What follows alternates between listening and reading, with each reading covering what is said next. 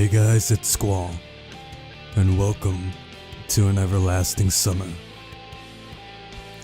So I'm gonna be honest, I've never played, read, much less recorded, a visual novel. But this got hella good reviews on Steam, and I love anything that's story rich, so I figured, why not give it a shot? So let's jump right into it. By the way, are you listening to how kick-ass this soundtrack is? That is awesome. That is an awesome riff.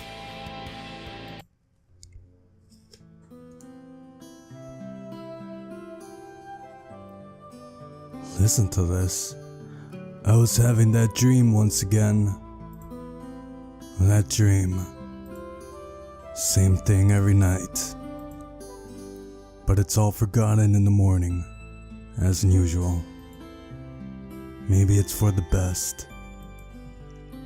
Only a glimpse of memory will remain, of gates half opened, as if inviting me somewhere, with two frozen stone pioneers standing close by. And also, that strange girl, who keeps asking me,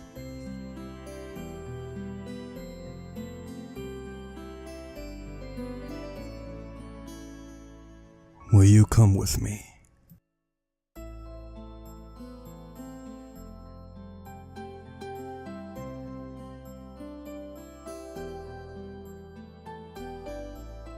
Of course, if it all happened in real life, I would certainly have been scared. Doesn't seem too scary. Look at the owl up here. I always find them amusing. Well, what else would one expect to feel? But this is just a dream. The same one I see every night. There must be a reason. You don't have to know where or why to realize something is really happening. Something desperately seeking my attention. Since everything that surrounds me here is real. As real as the things in my own flat. I guess that means apartment. I could open the gates, hear the hinges creak, brush the crumbling rust away with my hand, inhale the fresh cool air and shiver from the cold. I could. But to do that, I would need to pick myself up, take a step, move my hand. But this is a dream. I understand that, but what of it? What does my understanding change? Because here, it's just like on the other side of the cracked screen of an old TV, which struggles to fight against static noise and strives to show its audience everything without missing a single detail.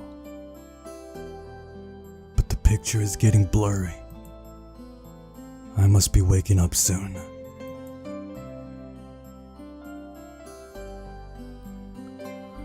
Maybe I should ask her something. The girl. What's her name? About stars, for instance. Why the stars, though? I'd rather ask about the gates. Yes, the gates. She would be so surprised. Or better, why the dot over an I was called a title, but the dot over a J was called a superscript dot. You learn something every day. Nice letters. As if they don't exist anymore. Still, what do letters, gates, and stars have to do with this place? Is that kid drinking? Because even if I'm having this dream every night, which will be forgotten soon anyway, I've got to look for answers here and now. And there, if you look carefully, you can see them. You can see that. You can see those types of clouds. These, as if I'd end up in the as if I'd ended up in the southern hemisphere. In a dream, there are the small things that catch your attention: an unnatural color of grass, impossible curves of straight lines, or your own distorted reflection, while the real danger, which could put an end to everything right here and now, seems trivial. It's natural, since here, you cannot die. I know it for sure. I've done it hundreds of times. But if you cannot die, is there a point in living? Getting philosophical on me. I should ask the girl. She's a loco. She should know. Yes, exactly. I should ask her about the owl, for example. Mr. Owl. One strange bird it is. They are square-shaped. Though, it doesn't matter.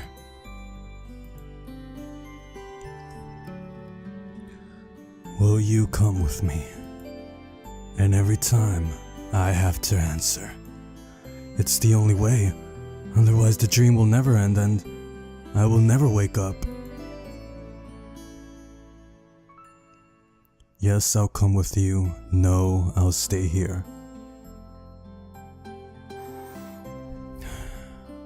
Life is a game of chance, right? Every time it's so hard to decide on the answer. Where am I? What am I doing here? Who is she? And why does so much in my life depend on this answer? Or maybe it doesn't. It's just a dream after all. Just a dream.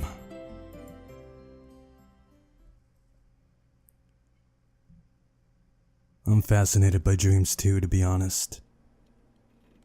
Maybe not as much as Homeboy is, though.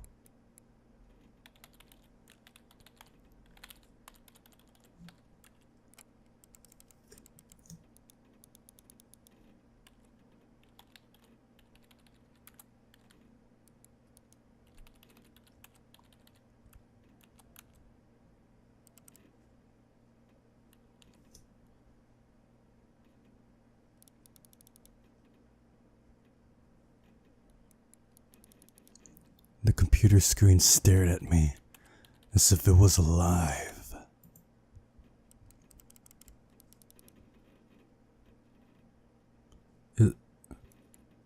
Sometimes it really did seem to me that it was conscious of itself, had its own thoughts and wishes, ambitions, that it had feelings, could love, and suffer. That's a pretty old phone. And whatever that is looks pretty old too. As if in our relationship the screen wasn't an instrument. It was me who was a lifeless piece of plastic, a textilite. There is some truth in that. Probably because the computer provides 90% of my communication with the outside world. Anonymous image boards. Some chats from time to time. Rarely ICQ and Jabber, and forums even more rarely.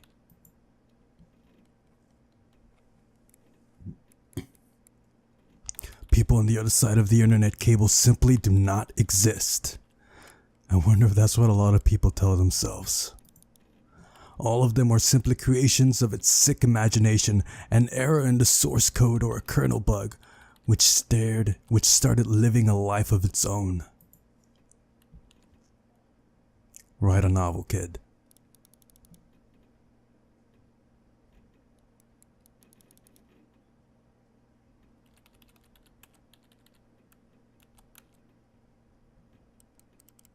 If one looked at my existence from the outside, such thoughts would seem crazy, and a psychologist would surely give me a bunch of sophisticated diagnosis, and maybe write me a doctor's referral to the loony bin.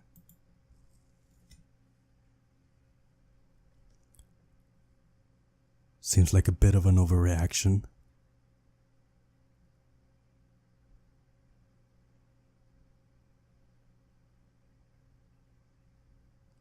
A small apartment with no signs of repair or any semblance of order in it, and always the same view out the window on the grey megalopolis running somewhere day and night.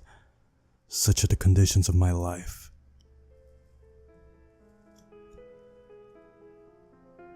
Well, you and I have a lot of common, buddy. You and I have a lot in common. Well, of course, it didn't all start like this. I was born, went to school, and finished it, like all the others. I was accepted at a university where I spent a year and a half trailing behind, struggling. I drifted through several jobs. Sometimes it was working out quite well. Sometimes I was even getting decent money for it. But it all felt like it was not mine, as if taken from another man's biography. I wasn't living life to its fullest. It was looping over and over in monotonous circles, like in the movie Groundhog Day. It's just that I had no choice in how to spend my day, and every day repeated itself, the same vicious spiral. A spiral of emptiness, misery, and despair.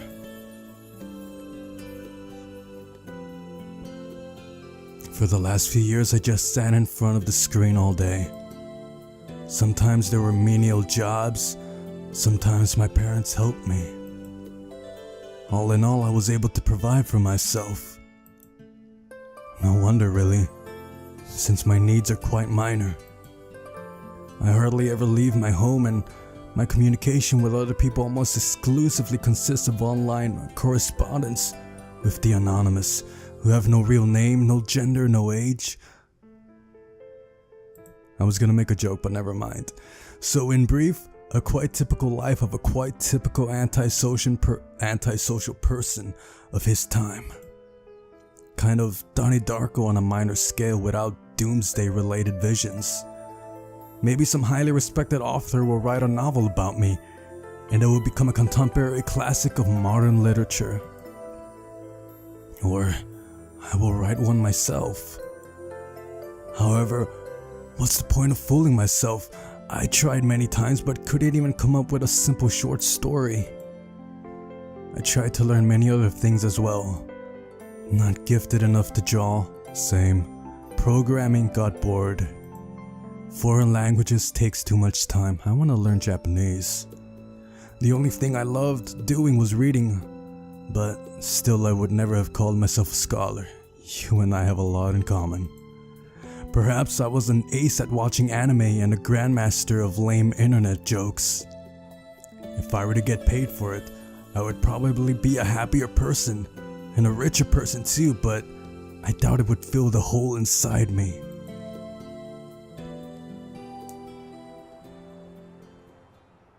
Nice view. Today was another typical day of a typical failur's typical life. And today is the day when I have to go to my university reunion. Frankly speaking, I really don't want to. What is the point? The time I spent with them was so short.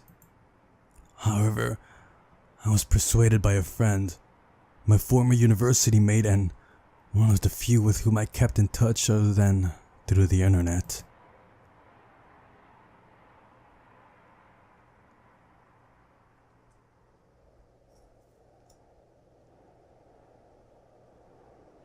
I really like the art style so far.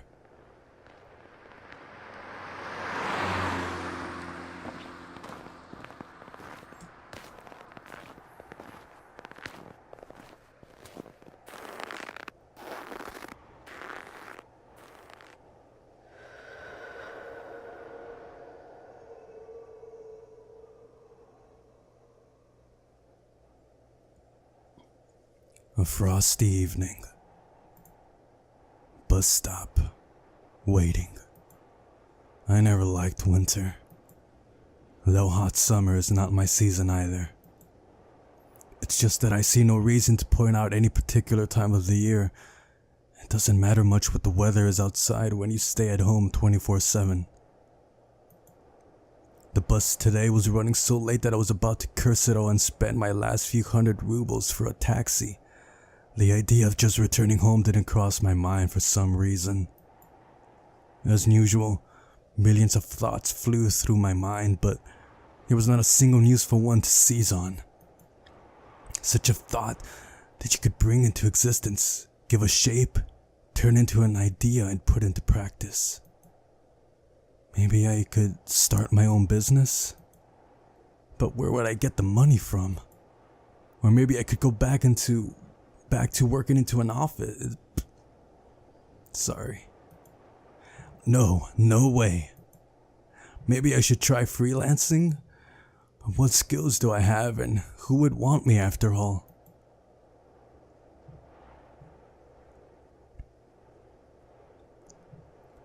I suddenly remembered my childhood. Or rather my teen years, the time when I was 15 through 17 years old. Why exactly those years? No idea. I guess it's because back then everything was much more simple. It was easier to make decisions, so complicated now and so simple then.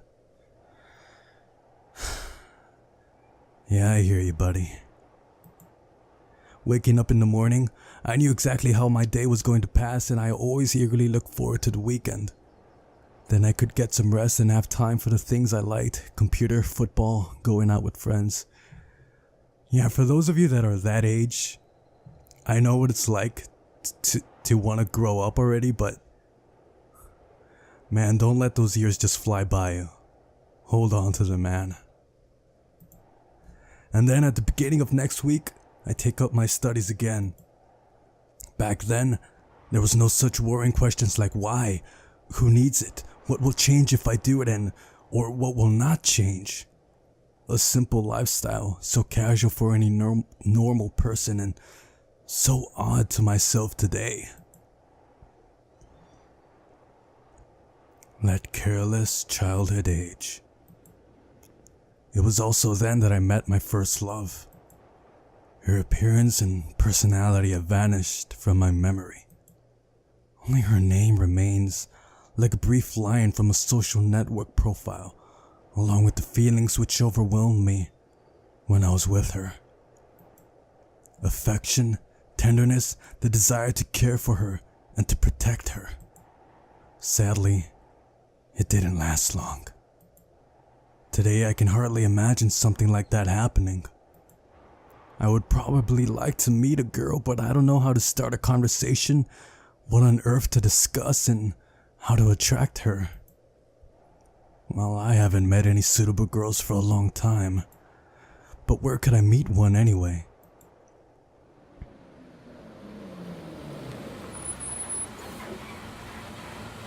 The sound of an engine brought me back to reality. A bus pulled over. There was something abnormal about it, I thought. Then again, it doesn't matter. Only the 410 runs this route.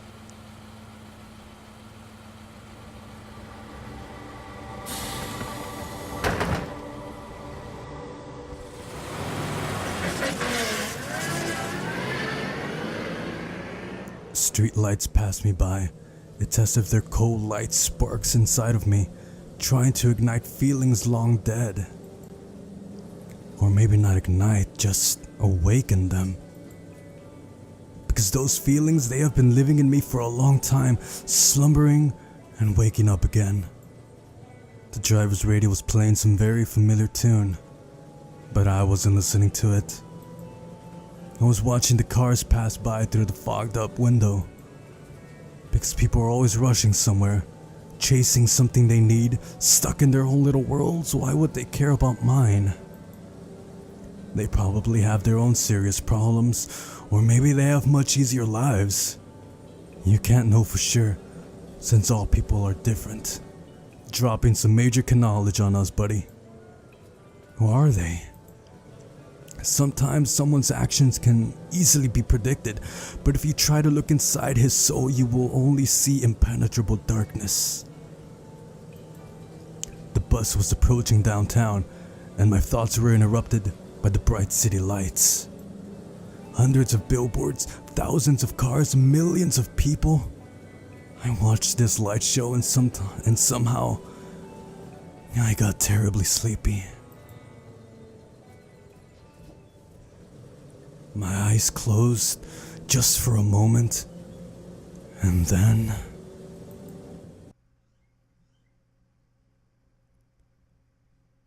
I don't know about you guys, but he strikes me as someone hella lost in life.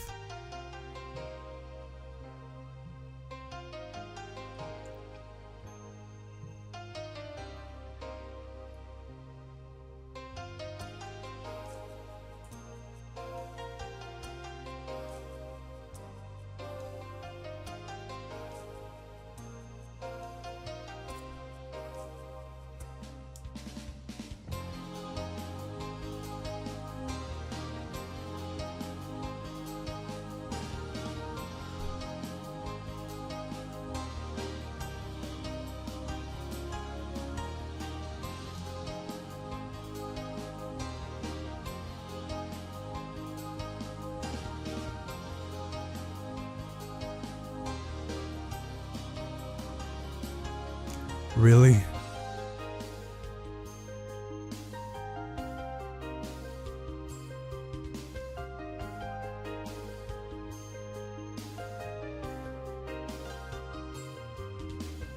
Really?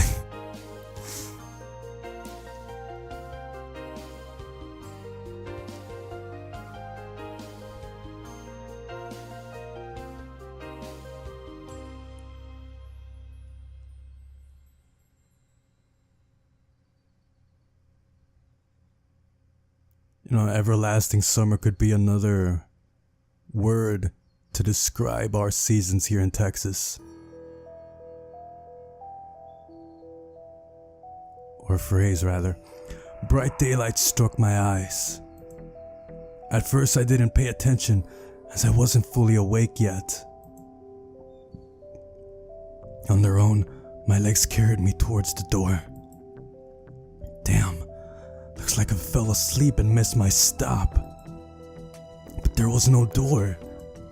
I looked around the bus and realized that it wasn't a good, old, worn-out Blaze. Instead, the bus was an Icarus model, a new one. I froze in shock. How? What?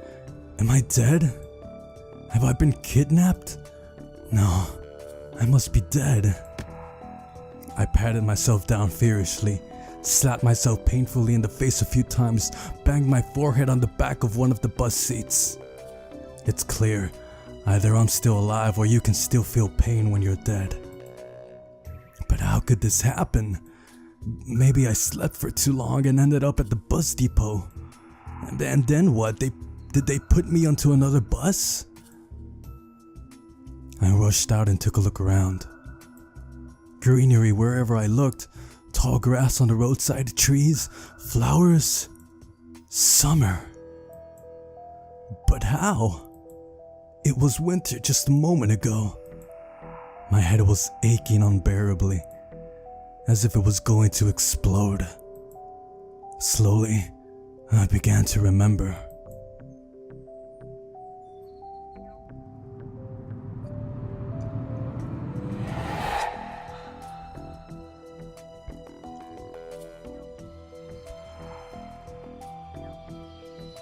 A long road running off into the distance, forest, plains, fields, lakes, and forest again. I think I was sleeping, but then how can I remember all of it? And then, a gap. Some girl leaning over me. She softly whispered something into my ear. Then a gap again.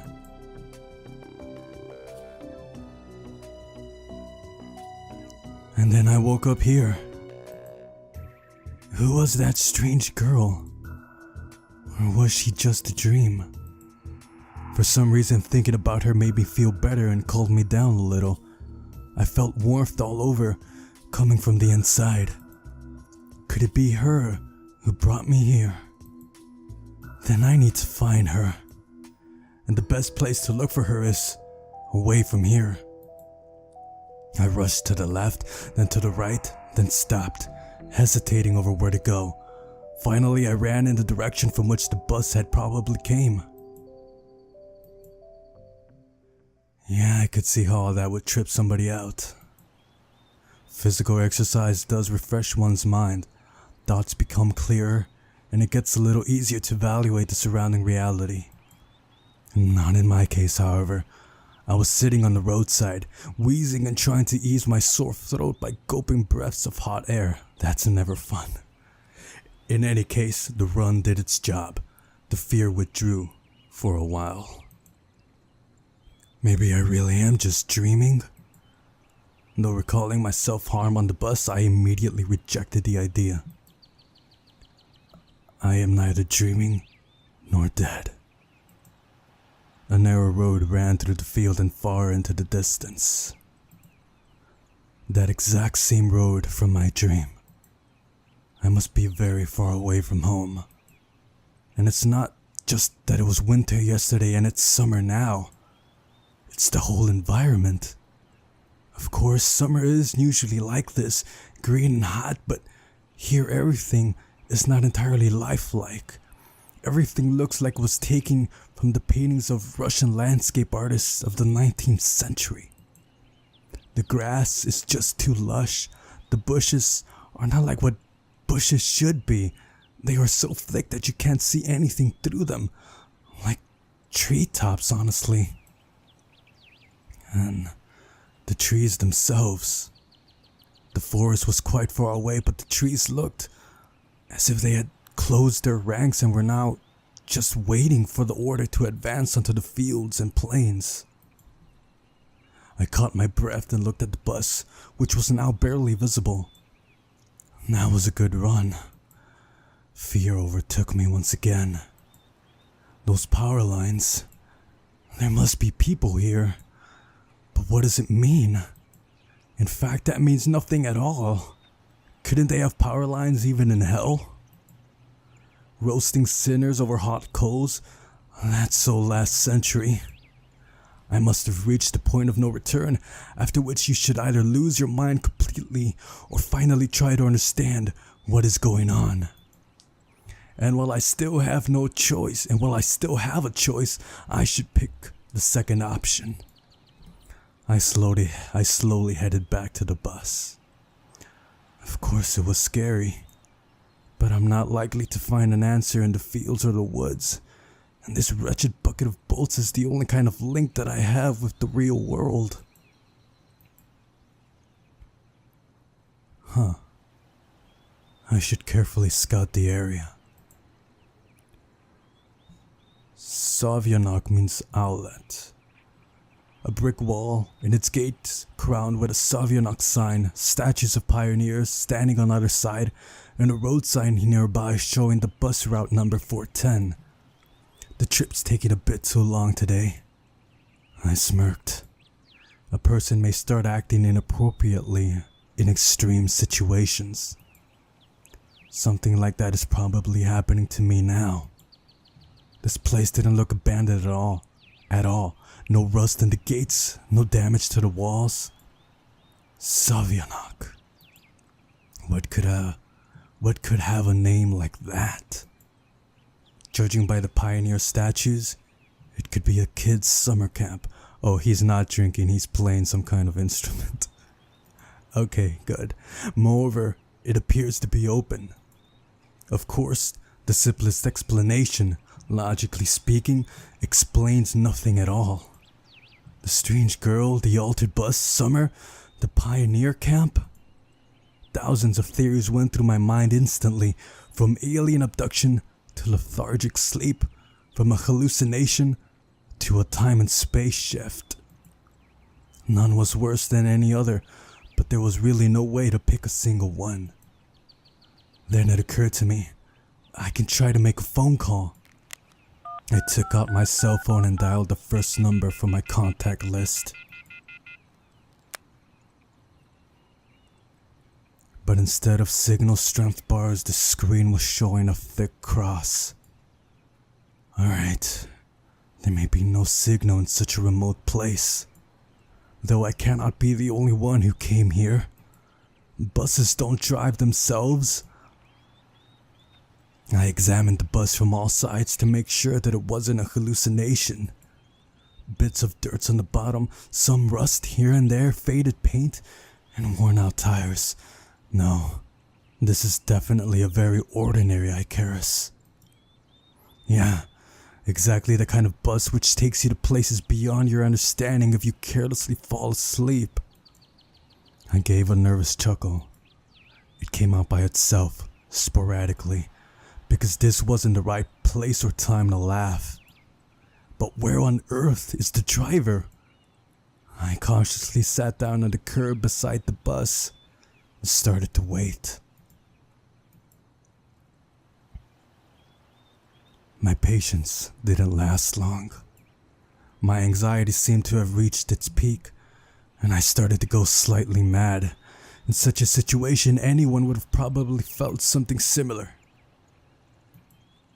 Aliens and parallel universes were gone from my imagination, leaving only void and darkness. Is this how everything will end? How my life will end? But I wanted to do so much. There were so many things that I had no time for yet. I was overwhelmed by the idea. This was definitely the end. But why? It's not fair. Surely I'm no worse than anyone else. God, why? Alright, so the video is kind of run long at this point. I want you guys to help me out. If you actually watched this video, two things.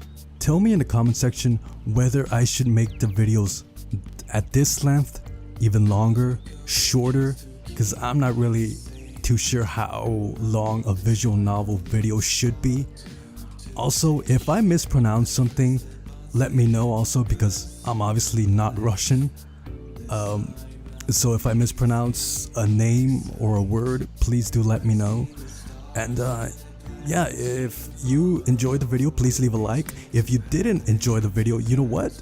Go ahead and leave a dislike and tell me in the comment section what I can do better, because that is the entire point of that system, right? So yeah, if you did watch this, thanks dude.